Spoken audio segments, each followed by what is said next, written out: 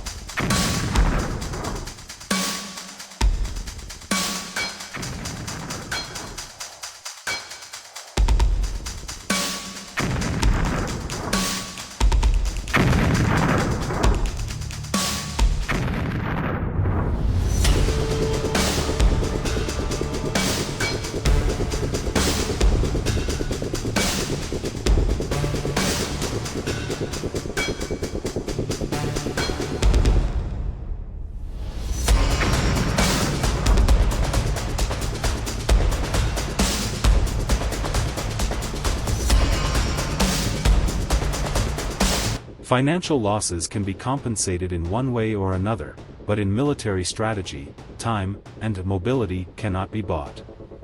Russian military doctrine relies heavily on railway transport and the continuous flow of ammunition it provides. Once this flow is severed, armored units on the front line cease to be fortresses and transform into stationary targets.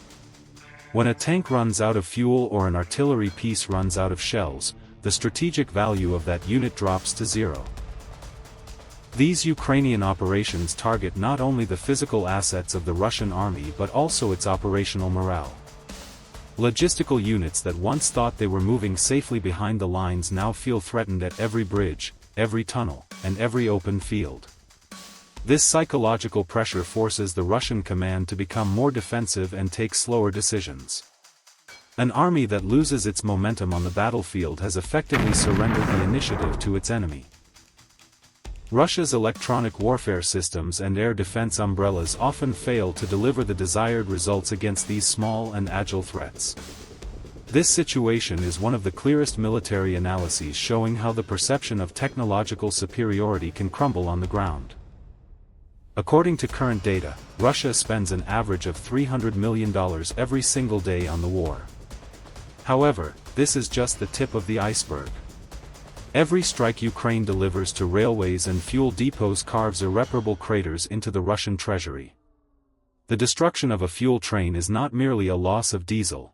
The indirect cost to the Russian economy caused by the paralysis of a logistical line is 10 times the cost of the operation itself.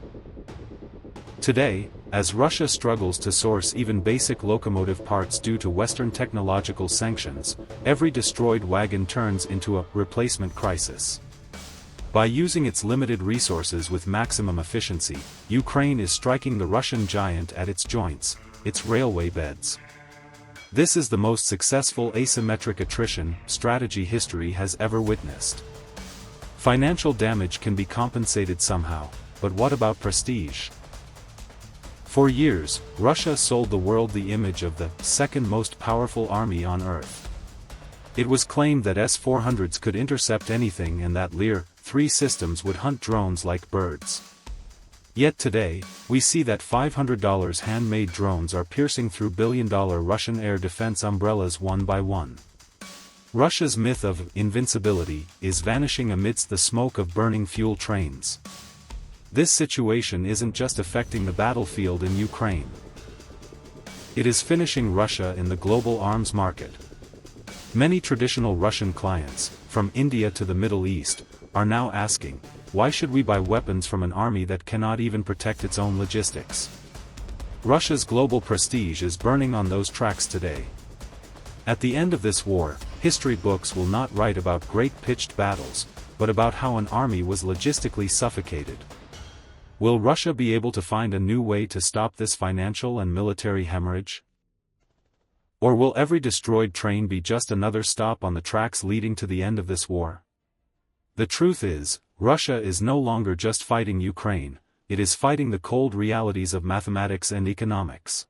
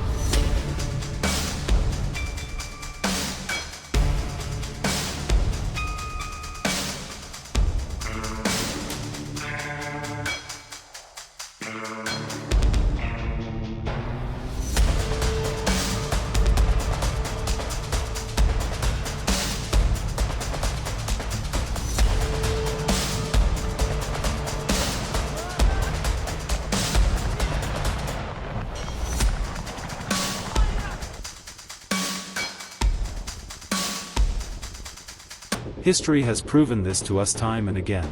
Empires do not only collapse on the front lines, they fall when their logistical lines are severed and the lifeblood stops flowing through their veins. Every wagon burning on the tracks of Ukraine today is not just a pile of scrap metal, it is the sound of a military doctrine's collapse, the sound of a giant slowly suffocating. So, do you think Russia has a move left to stop this mathematical destruction, or will it surrender to these new and cheap rules of modern warfare? I look forward to your answers in the comments, because here, we analyze the future of war together. If you want to watch these truths from those smoky points where no one else dares to look, don't forget to subscribe to the channel and like this analysis. Remember, bullets start the war, but logistics finish it. See you in the next strategic analysis. For now, goodbye.